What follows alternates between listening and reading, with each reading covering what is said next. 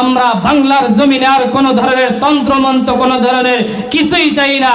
যখন সুযোগ আসবে বাংলার সংসদ ভবনে আমরা একটি জিনিস চাই, সেটা হলো বাংলার সংবিধান হবে একমাত্র আল কোরআন। আল্লাহ রাব্বুল আলামিন বলতেছেন, ক্ষমতা আমি রব দুনিয়ার বান্দাদেরকে দিই, সম্মান ইজ্জত আমি রব দুনিয়ার বান্দাদেরকে দিই।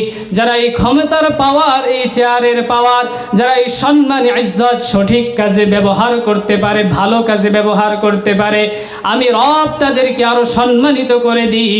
কিন্তু যদি কেউ যদি এই ক্ষমতার পাওয়ার পরে, ক্ষমতা পাওয়ার পরে কেউ যদি ইজ্জত সম্মান পাওয়ার পরে এই ইজ্জতের কদর না করতে পারে, আমি এখানে বসে যদি ভালো কিছু কথা বলি আপনারা বাহবা দিবেন, কিন্তু আমি যদি এখানে বসে খারাপ খারাপ কথা বলি আপনারা আমাকে এখানে কথা বলতে দিবেন না। ঠিক তদ্রূপ যারাই ক্ষমতার মসনদে বসুক না কেন, যারাই সম্মানিত হোক না কেন, যদি ক্ষমতাকে সঠিক কাজে প্রয়োগ করতে না পারে, ভালো কাজে প্রয়োগ করতে না পারে, আল্লাহ রাব্বুল আলামিন বলতেছেন, আমি যেইভাবে বান্দাদেরকে সম্মান দিয়েছি, যেইভাবে দুনিয়ার মধ্যে ইজ্জত দিয়েছি, যেইভাবে পাওয়ার দিয়েছি, যেইভাবে মানুষের মধ্যে সম্মানিত করেছি, ঠিক তদ্রূপ ওয়াতুযিল্লু মান তাশা, আমি রব তাদেরকে বেইজ্জতি করতে 1 মিনিট সময় নিব না। আলহামদুলিল্লাহি রাব্বিল মাশরিকাইনি ওয়া রাব্বিল মাগরিবাইন الذي خلق كل شيء زوجين وأوجب علينا للإحسان اليقين ونشهد أن لا إله إلا الله وحده لا شريك له ونشهد أن سيدنا وسندنا وحبيبنا ومولانا محمدا عبده ورسوله الذي أرسله بالحق بشيرا ونذيرا وداعيا إلى الله بإذنه وسراجا وقمرا منيرا. أما بعد فقد قال الله تبارك وتعالى في كلامه المجيد وفرقانه الحميد. সবাই জবান ছেড়ে বলি আউযু বিল্লাহি মিনাশ শাইতানির রাজিম।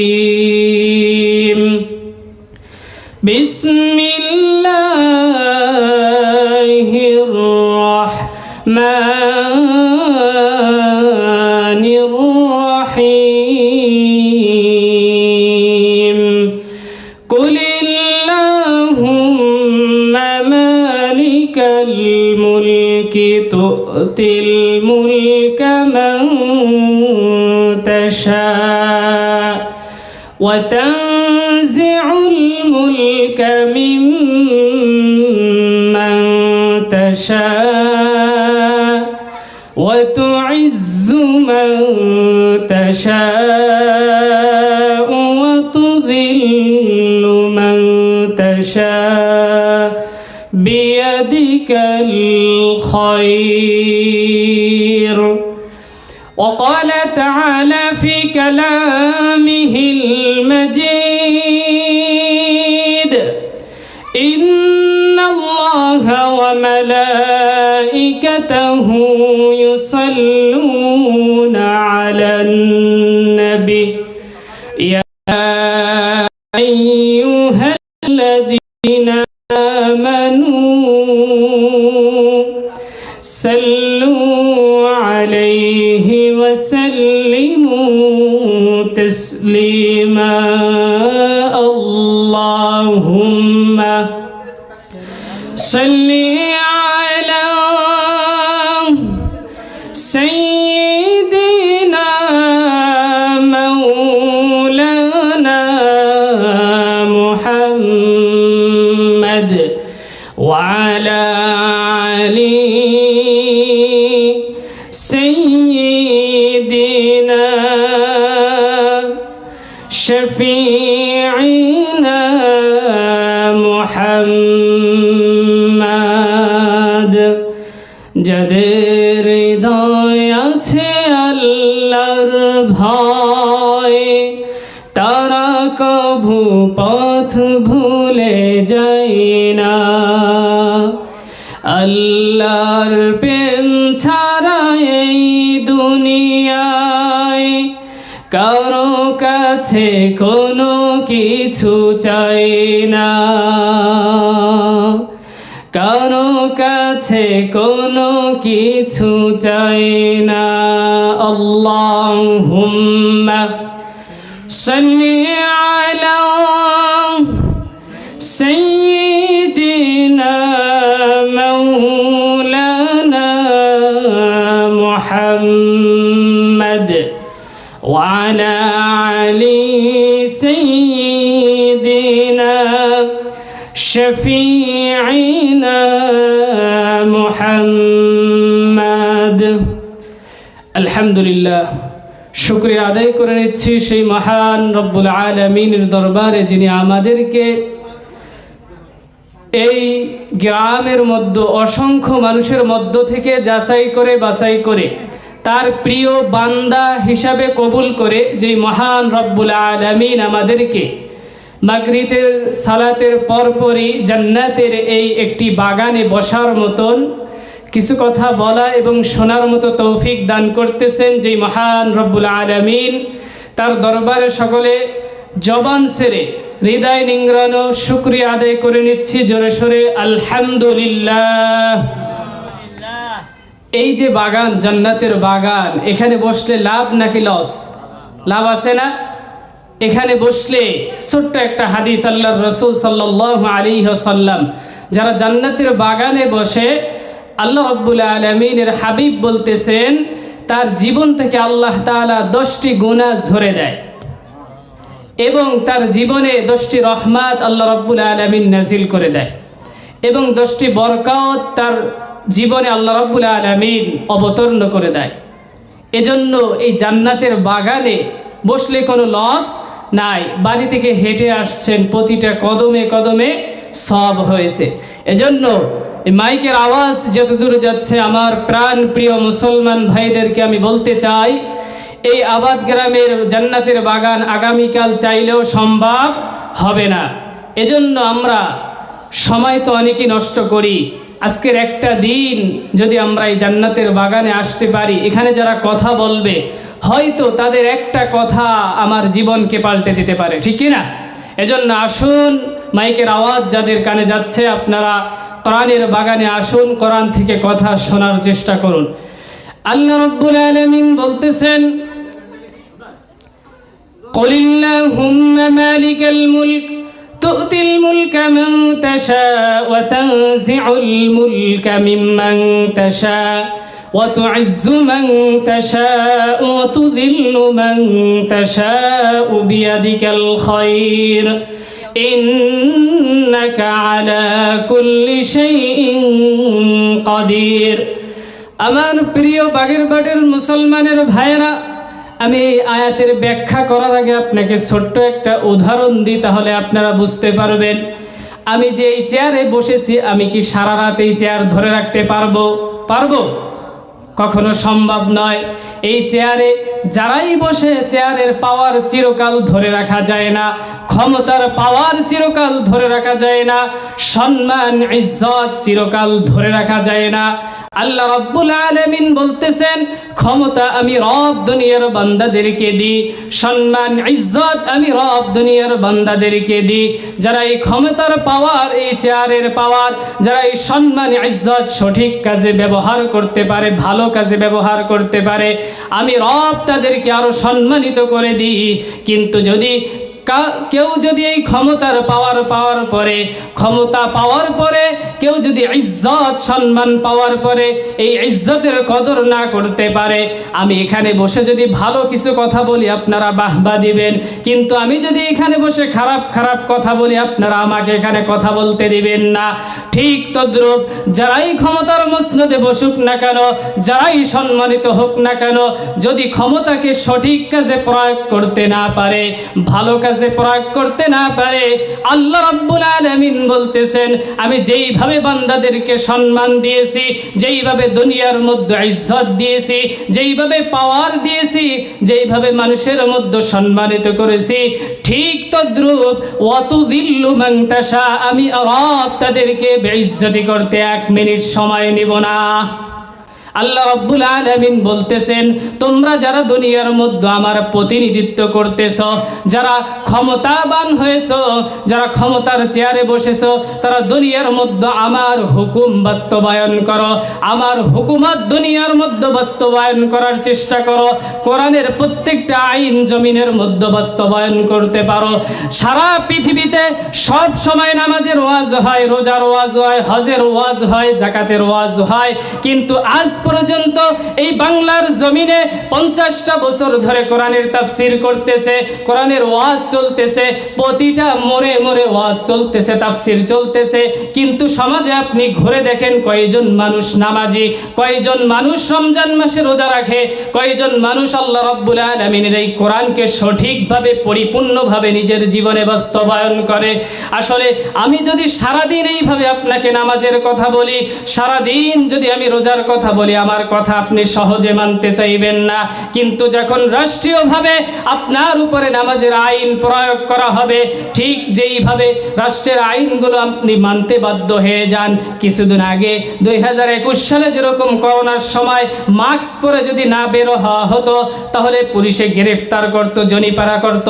প্রত্যেকটা মানুষ যদি মাস্ক না নিয়ে বের হতে পারত, প্রয়োজন হলে 10 টাকার মাস্ক 50 টাকা দিয়ে 500 টাকা দিয়ে কিনে পরিধান করত, কিন্তু মাস্ক ছাড়া কখনো রাস্তায় হাঁটাহাঁটি করত না। কারণ হলো জানে এটা রাষ্ট্রের আইন। ঠিক তদ্রূপ যখন রাষ্ট্রে নামাজ কায়েম হয়ে যাবে, রোজা কায়েম হয়ে যাবে, আল্লাহর প্রত্যেকটা বিধান যখন রাষ্ট্রের মধ্যে কায়েম হয়ে যাবে, তখন সমাজের মানুষগুলো আইনগুলো, আল্লাহর আইনগুলো মানতে বাধ্য হয়ে যাবে, ঠিক না? এজন্য আল্লাহ রাব্বুল আলামিন বলেছেন তোমরা ভেদাভেদ না করে শারআ লাকুম মিনাদ দীনি মা ওয়াসসা বিহি নূহা ওয়াল্লাযী আওহাইনা ইলাইক ওয়া মা ওয়াসাইনা বিহি ইব্রাহিম ওয়া মূসা ওয়া ঈসা আন আকিমুদ দীন ওয়া লা তাতাফাররাকু ফি। আমার সব আম্বিয়া আলাইহিস সালাম, সব নবীরা দুনিয়ার মধ্যে ইকামতের দ্বীন কায়েমের চেষ্টা করেছে, সবাই আমার হুকুমত প্রতিষ্ঠার জন্য জমিনের মধ্যে কাজ করে। তোমাদেরকে আমি দুনিয়ার মধ্যে খেল তামাশা পাঠাই,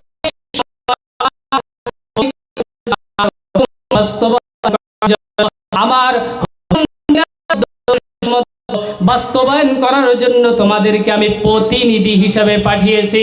যেরকম ভাবে মূসা আলাইহিস সালাম জমিনের মধ্যে আল্লাহর দ্বীন কায়েমের জন্য কাজ করেছে, ইব্রাহিম আলাইহিস সালাম জমিনের মধ্যে আল্লাহর দ্বীন কায়েম করার চেষ্টা করেছে, সব নবীরা যেইভাবে কাজ করেছে, ঠিক আল্লাহ রাব্বুল আলামিন বলেছেন ওয়ালা তাতাফাররাকু ফি কাবুরা আলাল মুশরিকিনা মা তাদউহুম ইলাই।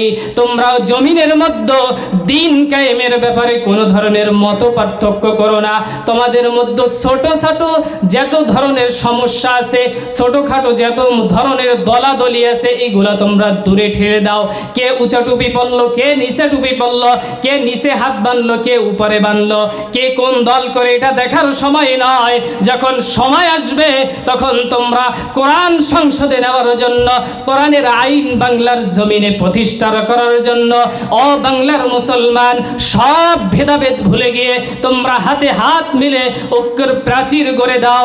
আমি রব ওয়াদা দিলাম তোমাদের বাংলার জমিনে কোরআনী হুকুমত প্রতিষ্ঠা করে দিব। এজন্য আমাদেরকে বাংলার জমিনে যদি পরিপূর্ণ শান্তি চাই, পরিপূর্ণ ইসলাম চাই, ইসলাম মানে আমরা মনে করি কি শান্তি। ইসলাম অর্থ হলো আত্মসমর্পণ করা। আত্মসমর্পণ করা মানে কি? আমি যদি আপনার কাছে আত্মসমর্পণ করি, এটার বাংলা অর্থ ধারায় যে আমি আপনার কাছে সঁপে দেব। নিজেকে সঁপে দিলে নিজের বলতে কিছু থাকে? তাহলে আল্লাহর কাছে যদি কোনো বান্দা নিজেকে সঁপে দেয় তাহলে নিজের বলতে কিছু থাকে না। এজন্য আপনি যদি মুসলমান দাবি করেন, আপনার বলতে কিছু নাই, সব কিছু কার? আল্লাহর। এজন্য সব কিছু আল্লাহর জন্য করতে হবে। যদি সব কিছু আমরা আল্লাহর জন্য করতে পারি তাহলে আল্লাহ রাব্বুল আলামিন আমাদেরকে যে ওয়াদা দিয়েছেন ও ওয়াদা বাংলার জমিনে প্রতিষ্ঠিত হবে। কিন্তু আমরা যদি প্রত্যেকটা হুকুম আল্লাহর জন্য করতে না পারি, আল্লাহর জন্য করি আবার গায়রুল্লাহর জন্য করি। আমি নামাজ পড়লাম, আমি রোজা রাখলাম, আমি হজ করলাম, আমি যাকাত দিলাম, সব বেলায় আমি ঠিক আছি, কিন্তু যখন আমাদের কাছে বলা হয় আল্লাহর জমিনে আল্লাহর হুকুমত প্রতিষ্ঠা করতে হবে, তখন আমরা আস্তে সরে যাই যে এটা আমার কাছে সম্ভব না। ও বন্ধু, আবু জাহেলও কিন্তু আল্লাহকে মানত। আব্দুল্লাহ ইবনে মুবা নবীর সঙ্গে সব সময় চলাফেরা করত, নবীর সঙ্গে রোজা রাখত, হজ করত, যাকাত দিত, তিনি নবীজির সঙ্গে রোজা খুলতো, নবীজির সঙ্গে সব কিছুতে উপস্থিত হইতো, কিন্তু একটা কাজে নবীজির সঙ্গে কখনোই উপস্থিত হইতো না, সেটা হলো নবীজির সঙ্গে আব্দুল্লাহ ইবনে মুবা কখনো যুদ্ধের ময়দানে অংশগ্রহণ করত না। এজন্য আমাদেরকে দ্বীন কায়েম সমাজের মধ্যে প্রতিষ্ঠা করার জন্য অগ্রণী ভূমিকা রাখতে হবে। আর অগ্রণী ভূমিকা রাখার জন্য ভেদাভেদ ভুলে গিয়ে, সামান্য মত পার্থক্য ভুলে গিয়ে আমাদেরকে ঐক্যর পেচির গড়ে তুলতে হবে। ঐক্যের একটা সুন্দর, একটা সুষ্ঠু সমাজ গড়ে তুলতে হবে। যদি গড়ে তুলতে পারি তাহলে আল্লাহর জমিনে কোরআনী হুকুমত প্রতিষ্ঠা হতে সময় লাগবে না।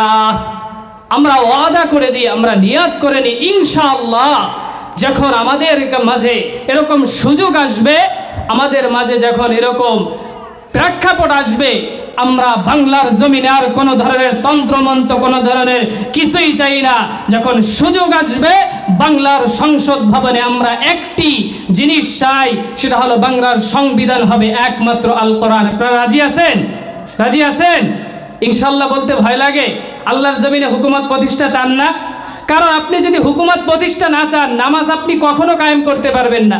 আমি এখানে সারা বছর হজ করব, নামাজ প্রতিষ্ঠা হবে না।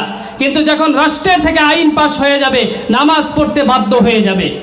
এজন্য আসুন আমরা বাংলার জমিনে এই কোরআনকে আর দূরে ঠেলে রাখি না। বাংলার জমিনে কোরআন সংসদে নিতে যেতে পারি, আমরা যেন কোরআনকে বাস্তবেই আমরা বাংলার জমিনে প্রতিষ্ঠা করতে পারি, প্রত্যেকটা মানুষের ঘরে ঘরে কোরআনী আইন পৌঁছে দিতে পারি। এজন্য আমরা হাতে হাত ধরে সামনের দিকে অগ্রসর হই এবং আমাদের নিয়াতকে পাক্কা করে নিই। আল্লাহ রাব্বুল আলামিন আমাদেরকে এই কোরআনী হুকুমত প্রতিষ্ঠা করে সকলকে বাংলার জমিনে সামনের দিকে অগ্রসর হওয়ার তৌফিক দান করুন। সকলে বলুন আমিন। সবাই আমার জন্য দোয়া করবেন। সংক্ষিপ্ত সময় একদম কোরআনের একটি আয়াত নিয়েছি, মুক্তাসার কিছু কথা বলেছি। আল্লাহ রাব্বুল আলামিন এই আয়াতের উপর পরিপূর্ণভাবে আমাদেরকে যেন আমল করার তৌফিক দান করেন। সুবহানাকাল্লাহুম্মা ওয়া বিহামদিকা আস্তাগফিরুকা ওয়া আতুবু ইলাইক। আসসালামু আলাইকুম ওয়া রাহমাতুল্লাহি ওয়া বারাকাতুহু।